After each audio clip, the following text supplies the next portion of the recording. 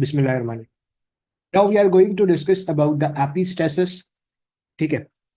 अच्छा, एपिस्टेसिस को समझने के लिए आपको याद होगा, मैंने लास्ट क्लास के अंदर ये आपको पढ़ा रखा है कि it's a non it's a basically non allelic interaction या इंटरजेनिक इंटरेक्शन, जिसे आप जीन इंटरेक्शन भी कह सकते हो। सही है। अब एपिस्टेसिस है क्या? एपिस्टेसिस है क्या, इसको जरा जल्दी से समझ लेते हैं। सही है।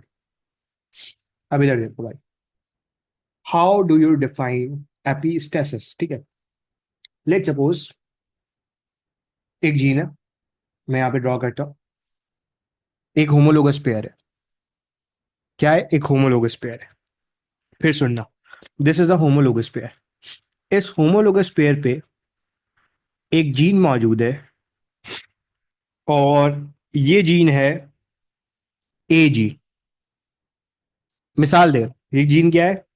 ए जीन। अब ये जो जीन है ए जीन, वो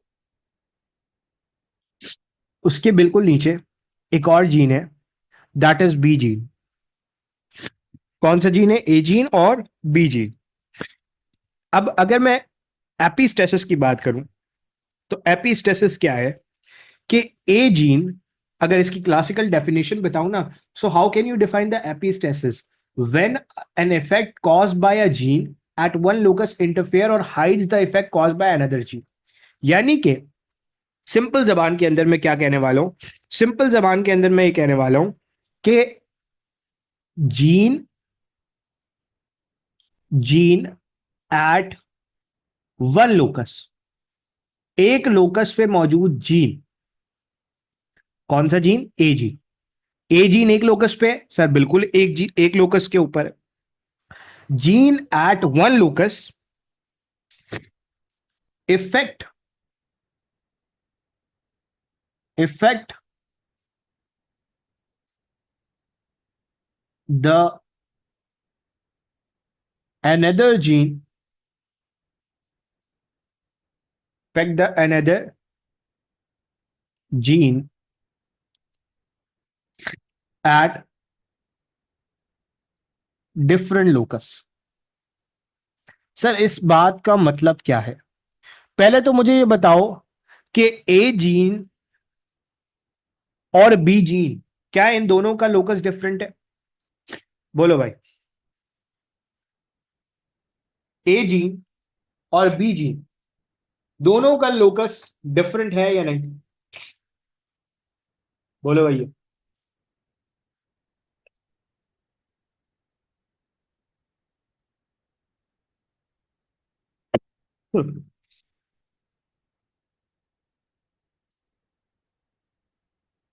किसी कोई ऐसा तो नहीं है जिसको सेम लग रहा हो? एनीवन? कोई ऐसा जिसको सेम लग रहा हो? डिफरेंट है, शाबाश। डिफरेंट है, सही है। क्या है भैया? डिफरेंट है। अब ए जीन और बी जीन का क्या डिफरेंट है? लोकस डिफरेंट है। But A gene A gene effect कर रहा है बी जीन की फिनोटाइप को। ए जीन बी जीन की फिनोटाइप को क्या कर रहा है? इफेक्ट कर रहा है। अब सर इसकी क्लासिकल एग्जाम्पल क्या हो सकती है? इसकी क्लासिकल एग्जाम्पल क्या हो सकती है? देखो, अब सवाल ये होता है कि सर डोमिनेंस के अंदर भी तो ये होता था कि एक अलील दूसरे अलील के ऊपर दूसरे अलील के ऊपर कोई इफेक्ट कॉज करता था। जैसे फॉर एग्जाम्पल, अगर एक जगह कैपिटल टी स्मॉल टी था, तो कैपिटल टी स्मॉल टी वाले के इफेक्ट को कैंसिल कर देता था और अपना कैपिटल टी का इफेक्ट शो करता था। लेकिन यहां पे मैंने क्या कहा? एक जीन दूसरे जीन पे इफेक्ट कॉज कर। सर इसका मतलब क्या? अब उसका क्लासिकल मतलब समझते हैं, बॉम्बे फिनोटाइप से। किससे? बॉम्बे फिनोटाइप। अब ये बॉम्बे फिनोटाइप है क्या? देखो, आपको पता है कि एबीओ ब्लड ग्रुपिंग सिस्टम में जो जीन है, वो जीन कहां मौजूद है? क्रोमोसोम नंबर 9 पर। और उस जीन का नाम क्या है? आई जीन। लेट सपोज ये है क्रोमोसोम नंबर 9। ये क्या है? Chromosome number 9। यहां पे मौजूद है आई जीन। मैं मान के चलता हूं कि ये बंदा है आई ए small I. I A small I, मैं मान के चलता हूं ये बंदा क्या है? आई ए स्मॉल आई। अब एक और जीन है जो कि मौजूद है क्रोमोसोम नंबर 19 पर। किस पे? क्रोमोसोम नंबर 19 पे। तो ये है chromosome number 19। This is chromosome number 19।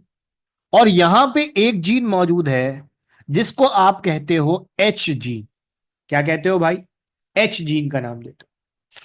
अच्छा, अब होता क्या है कि होता सिर्फ इतना सा है कि जो एच जीन है ना, अब सुनना मेरी बात गौर से, ठीक है? ये जो एच जीन है, ये करता ये है कि अच्छा इधर सुनो, या एक काम करता हूं इसके लिए मैं आपको सिंपल, वेट वेट, ये देखो, इसी को हम यहां से कॉपी कर लेते हैं। वेट, जस्ट वेट, मैं आपको एक पिक्चर दिखाता हूँ एक।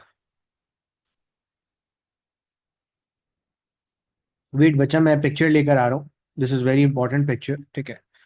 बॉम्बे फिनोटाइप की पिक्चर, ठीक है? बॉम्बे,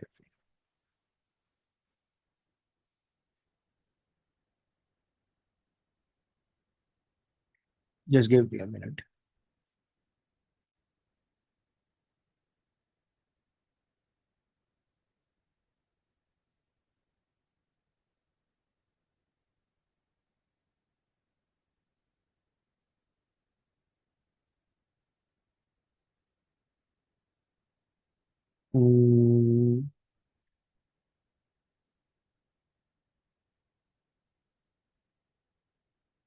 अच्छा ये देखो,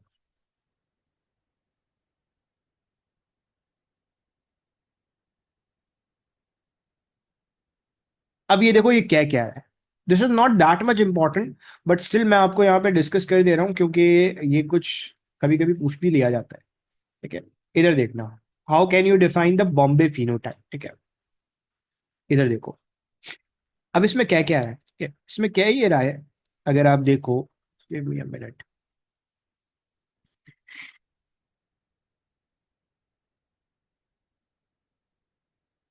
अच्छा इधर देखो भाई, ये शायद सिंध बोर्ड की किताब के अंदर नहीं है, बट नहीं है तो कोई मसला नहीं है, आप बस सुन लो। अब क्या ये रहा है कि the expression of ABO gene is is by IAIB, ठीक है? It depends upon the presence of another gene H. तो मैंने आपको क्या बोला? एक आईबीओ एबीओ जीन मौजूद है क्रोमोसोम नंबर 9 पर, और एक और जीन है जो कि एच जीन है। अब ये एच जीन करता क्या है? अब ये एच जीन करता क्या है, जरा सुनना गौर से।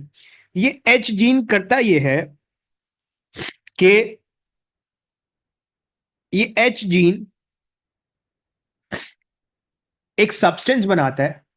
एच जीन, जीन एच एक सब्सटेंस बनाता है जिसे आप कहते हो सब्सटेंस एच। क्या कहते हो? Substance H. अब आगे क्या ये रहा है? It produces an enzyme that insert a sugar onto the precursor glycoprotein on the surface of RBC। अगर आपको याद हो तो मैंने आपको बताया था दो शुगर्स होती। कौन सी होती है? दो शुगर्स होती। एक कौन सी शुगर होती है? एनीवन? दो शुगर्स के नाम बताए थे मैंने आपको। ए ब्लड ग्रुप में कौन सी शुगर होती है?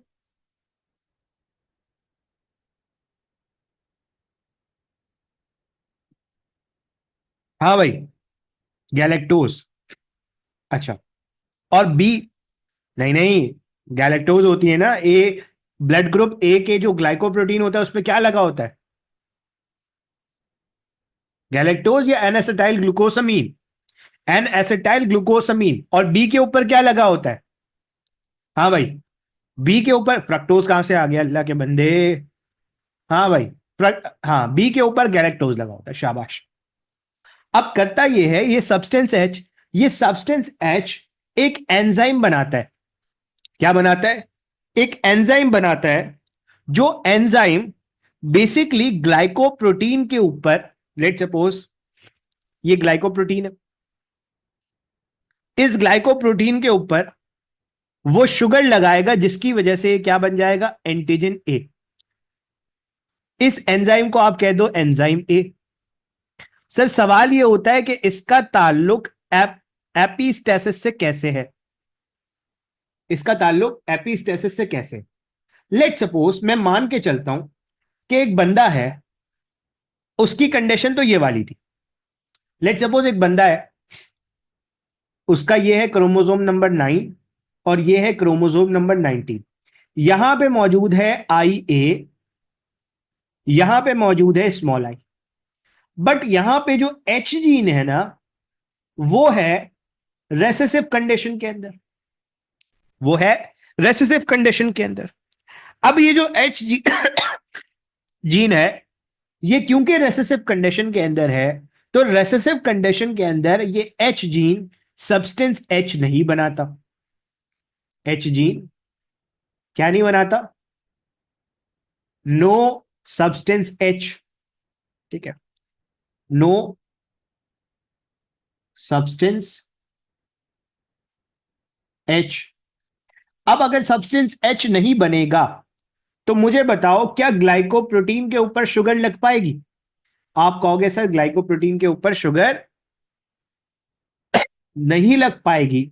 और जब ग्लाइकोप्रोटीन के ऊपर शुगर नहीं लग पाएगी, तो मुझे यह बताओ कि उस आरबीसी के ऊपर ए एंटीजन या बी एंटीजन बन पाएगा या नहीं बन पाएगा? बोलो भैया।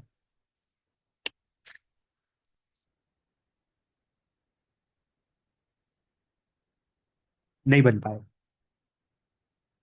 इसका मतलब यह है कि जीनोटिपिकली बंदा होगा ए ब्लड ग्रुप वाला, लेकिन एच जीन की वजह से फिनोटिपिकली वो ओ नजर आ रहा हो। क्या नजर आ रहा होगा? ओ नजर आ रहा हो। इस तरह के फिनोटाइप को आप कहते हो बॉम्बे फिनोटाइप। सर ये बॉम्बे का लफ्ज क्यों आ गया है, समझ में नहीं आई बात। Why are you saying this is a Bombay phenotype? क्योंकि ये बॉम्बे फिनोटाइप सबसे पहले डिस्कवर हुआ था बॉम्बे के अंदर। बॉम्बे के अंदर, बॉम्बे आज का मुंबई है, इंडिया के अंदर मुंबई मौजूद है ना। तो एक साइंटिस्ट थे जिनका नाम था वाई एम भेंडे। ठीक है, भिंडी पढ़ लो, भेंडे पढ़ लो, जो भी पढ़ लो। 1952 के अंदर सबसे पहले उन्होंने रिपोर्ट किया था। उन्होंने कहा था कि 0.004% पॉपुलेशन के अंदर आपको ये बॉम्बे फिनोटाइप मिलेगा। ठीक है, तो बेसिकली इसका नाम क्या पड़ गया? बॉम्बे फिनोटाइप पड़ गया। Simple, very simple. क्लियर है? अच्छा, अब सवाल ये होता है कि सर इसका ताल्लुक एपिस्टेसिस से क्या है? एपिस्टेसिस में आपने बताया कि एक जीन दूसरे जीन के इफेक्ट को, दूसरे जीन के इफेक्ट पे दूसरे जीन को इफेक्ट करेगा। अब अगर आप गौर से देखो, तो क्या एच जीन आई जीन पे इफेक्ट कर रहा है या नहीं कर रहा? बोलो भाई, बोलो भाई, बोलो भाई। हाँ कहना। कर रहा है, बिल्कुल कर रहा है। तो तो वो जीन वो जीन जिसका इफेक्ट वो जीन जिसका इफेक्ट नहीं आ पा रहा, उसे आप कहते हो हाइपोस्टैटिक जीन। और वो जीन जो दूसरे जीन के इफेक्ट को रोक रहा है, जिसका इफेक्ट रुक रहा है, उसे क्या कह रहे हो? हाइपोस्टैटिक। और जो रोक रहा है, उसे आप क्या कह रहे हो? एपीस्टैटिक। एपीस्टैटिक जी। तो अब मुझे बताओ, इस वाली कंडीशन के अंदर, बॉम्बे फिनोटाइप के अंदर, एपीस्टैटिक क्या होगा और हाइपोस्टैटिक क्या होगा? बोलो भाई।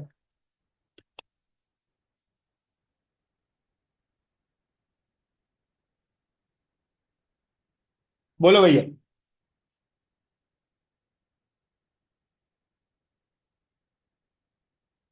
Antigen I is antigen I is hypostatic and antigen A is sorry antigen H is sorry antigen बोल रहा हूं gene I is hypostatic while gene H is while gene H is बोलो भाई while gene H is एपिस्टेट शाबाश। तो याद रखना epistasis के अंदर वो जीन जो दूसरे जीन को मास्क कर रहा है, उसके इफेक्ट को कैंसिल कर रहा है, उसके इफेक्ट को रोक रहा है, उसे आप एपिस्टेटिक कहोगे। और जिस जीन का इफेक्ट मास्क हो रहा है उसे आप कहोगे हाइपोस्टैटिक। अब सवाल ये होता है कि सर क्या तमाम एपिस्टेसिस की कंडीशन में अगर एपिस्टेटिक जीन रेसेसिव की फॉर्म में होगा तभी तभी जो है वो हाइपोस्टैटिक जीन का इफेक्ट खत्म हो जाएगा? नहीं आएगा, जरूरी नहीं है। हो सकता है कि ये रेसेसिव के अंदर हो, कि जब ये रेसेसिव के अंदर हो तभी दूसरे जीन के इफेक्ट को रोक दे। हो सकता है ये डोमिनेंट के अंदर भी हो, यानी कि अगर ये कंडीशन है तब भी हो सकता है, मतलब दूसरी कंडीशन के अंदर, इस कंडीशन के अंदर तो नहीं।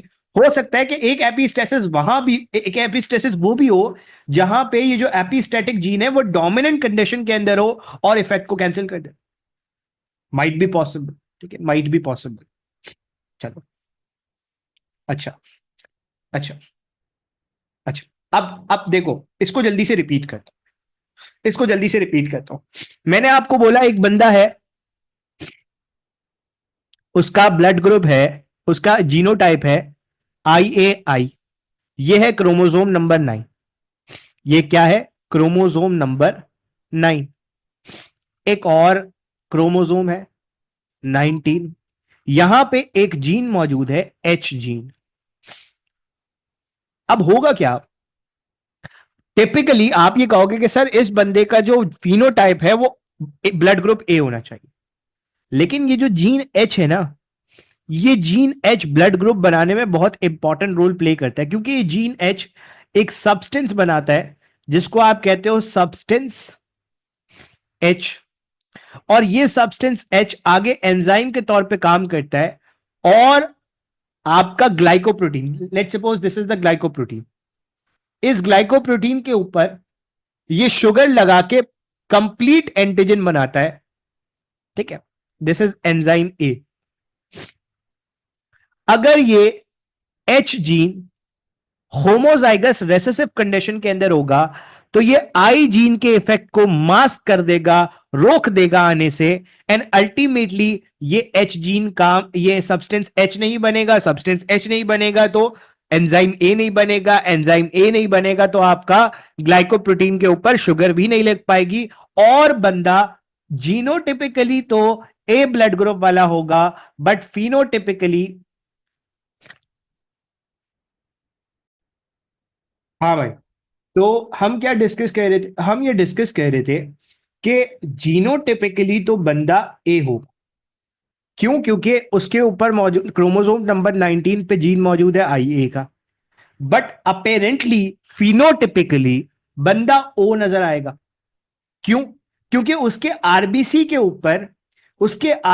के ऊपर क्या नहीं होगा? आरबीसी के ऊपर एंटीजन नहीं। This is called as this is called as Bombay phenotype. Clear है? आगे बढ़े।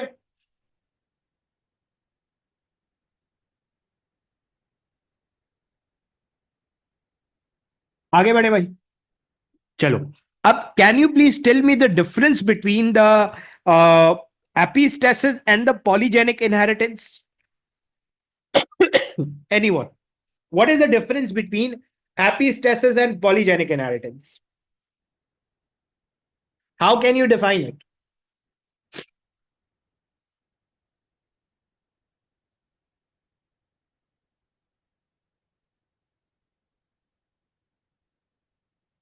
हाँ भाई, बोलो बोलो बोलो बोलो बोलो। शाबाश।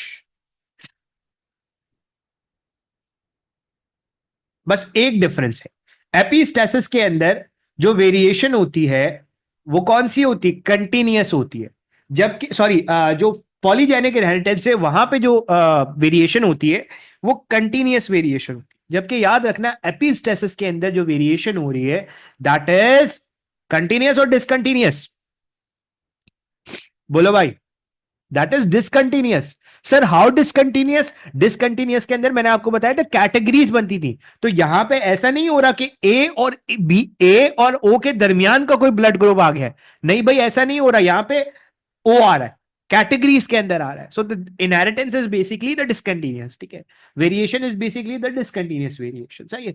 चलो अब हम स्टार्ट करते हैं एपिस्टेसिस को पढ़ना। मैंने आपको बताया, अब सवाल ये होता है कि सर क्या एपिस्टैटिक जीन हमेशा रेसेसिव होगा तभी वो दूसरे के इफेक्ट को मास्क करेगा, जरूरी नहीं है, हो सकता है वो डोमिनेंट कंडीशन के अंदर भी दूसरे इफेक्ट को मास्क करे, हो सकता है, माइट बी पॉसिबल, ठीक है। तो इसका मतलब ये है कि एपिस्टेसिस नॉर्मली तीन तरह की होती है। एपिस्टेसिस कितनी तरह की होती है, अब मैं यहां लिखता हूं, epistasis is of three types. Epistasis कितनी तरह की है, तीन तरह की है। एक को आप कहते हो रेसेसिव एपिस्टेसिस, एक को हम कहते हैं डोमिनेंट एपिस्टेसिस,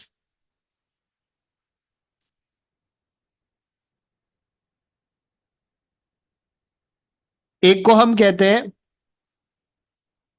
एक को हम कहते हैं डुप्लीकेट रेसेसिव। तो ये तीन तरह की एपिस्टेसिस हो, डुप्लीकेट, रेसेसिव, ठीक है। अब हमने इन तीनों को डिस्कस करना है और एक एक करके देखना है, सही है। सबसे पहले मैं बात करता हूं किसकी, रेसेसिव एपिस्टेसिस की, शाबाश। चलो now we are going to talk about the recessive epistasis, शाबाश।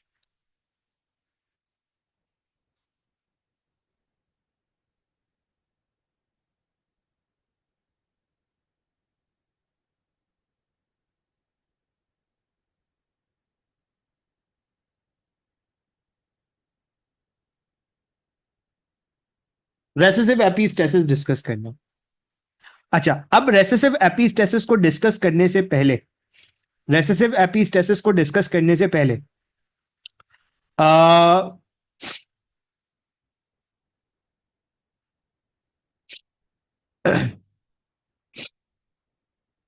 हम जो है वो एक क्वेश्चन करते हैं। चलो एक क्वेश्चन मैं आपको दे रहा हूं, first you have to answer this question first and then we'll proceed further, ठीक है।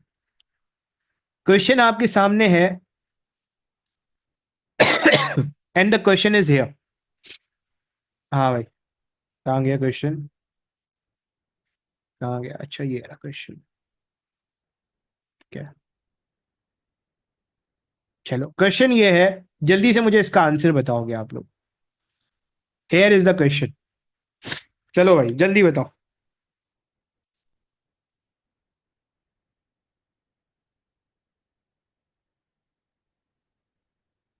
क्या आंसर होगा।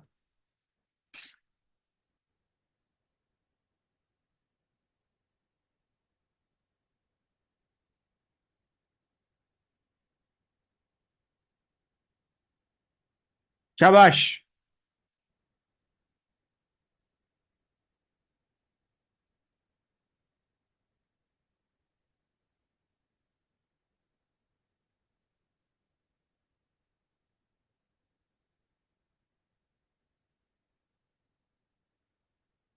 हाँ भाई,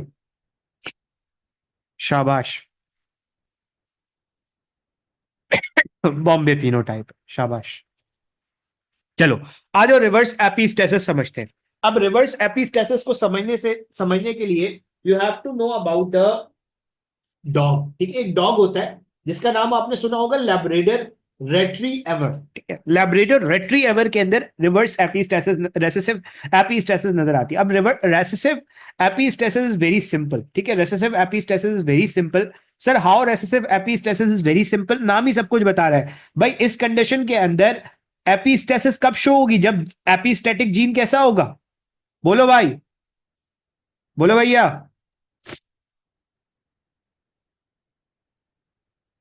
रेसेसिव, शाबाश।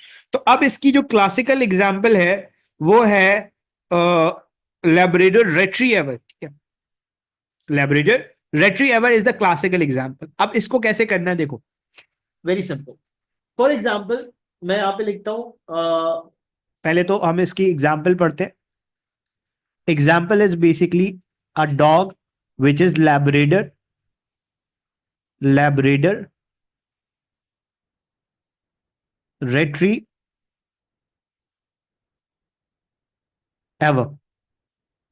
अच्छा, जिनको डॉग्स का शौक है, कोई मुझे बता सकता है ये डॉग जो लैब्राडोर रिट्रीवर है ये कितने कलर का हो सकता है?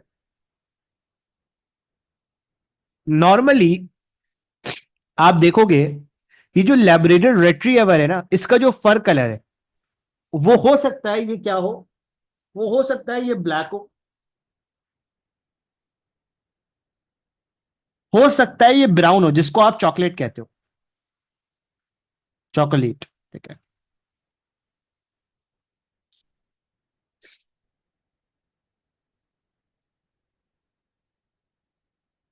चॉकलेट हो, और हो सकता है ये येलो कलर हो। सर आप ब्लैक और ब्राउन तो समझ में आता है, ये अचानक से येलो कैसे आ गया? एपिस्टेसिस में। अब होता यह है कि दो जीन्स होते हैं। कितने जीन्स होते हैं? दो। अब सुनना जरा गौर से मेरी बात ना, दिस इज वेरी इंपॉर्टेंट। अब होता यह है कि हमारे पास दो जीन्स होते हैं, और इन दो जीन्स का नाम है, लेट सपोज एक जीन है जिसे आप कह रहे हो जीन बी, जीन बी। ये जो जीन बी है ये डिपेंड करता है किसके ऊपर? ये डिपेंड करता है जीन ई के ऊपर। अब जाहिर सी बात है, जीन बी की दो ही सिचुएशंस पॉसिबल है। कैपिटल बी, अगर तो कैपिटल बी हुआ तो डॉग होगा black,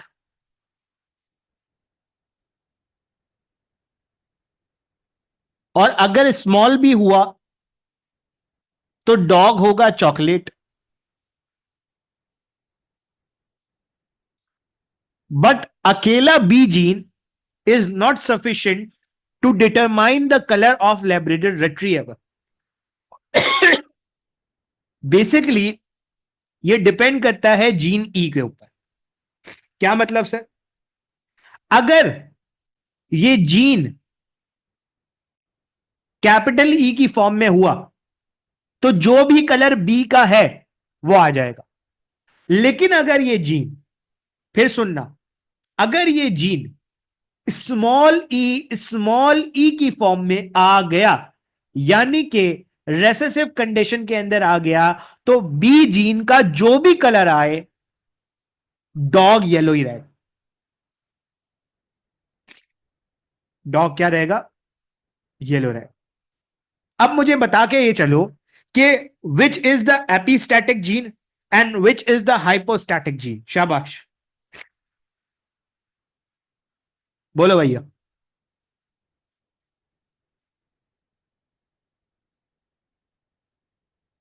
hypostatic gene is gene B, while epistatic gene is gene E. Sir क्या आप इसकी एग्जाम्पल दिखा सकते हैं? बिल्कुल दिखाते हैं। सॉरी, अच्छा।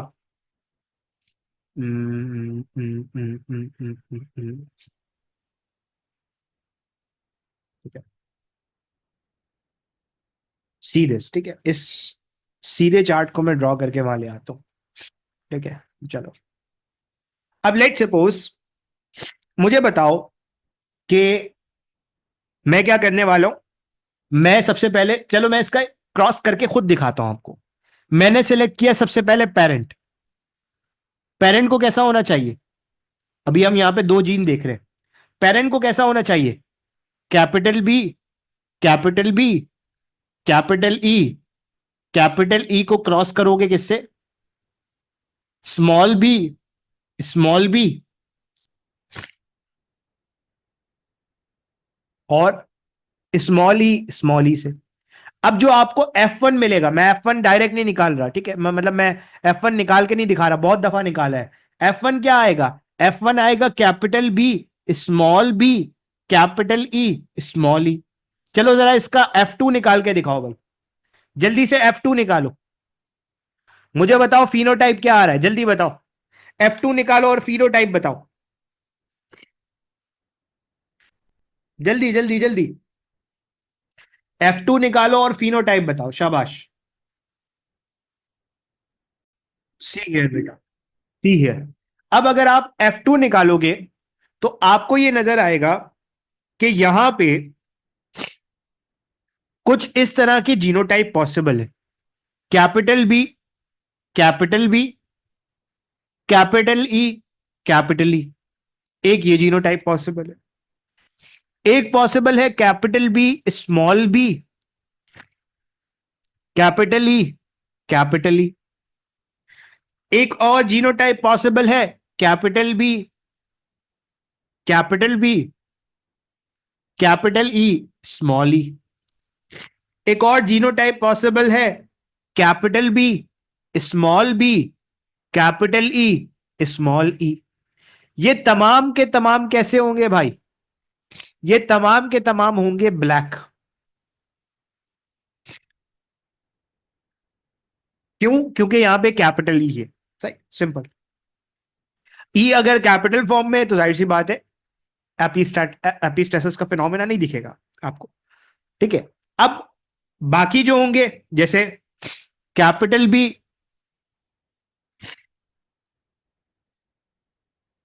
रुको पहले मैं ब्राउन के लिए लिखता हूं, चॉकलेट के लिए। स्मॉल बी कैपिटल ई, या एक होगा small B capital E small E. ये होंगे ब्राउन। जबकि बाकी जो होंगे, जैसे कैपिटल बी स्मॉल ई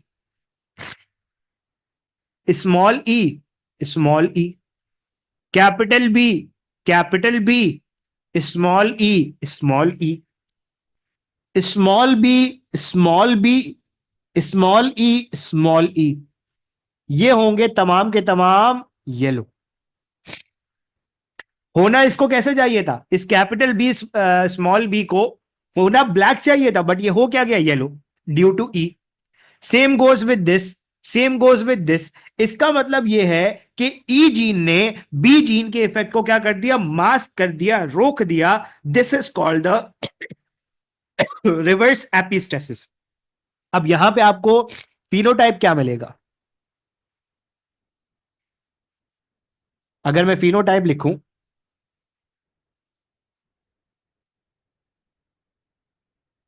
तो यहां पे आपको मिलेगा simple black, black is to chocolate is to yellow. तो यहां पे जो आपको फिनोटाइप मिलेगा वो 9:3:4 का मिलेगा, हाँ के ना? रेसेसिव, रिवर्स नहीं, आई एम सॉरी, रेसेसिव बेटा, वो नजले की वजह से रिवर्स निकल गया होगा। सही है भाई।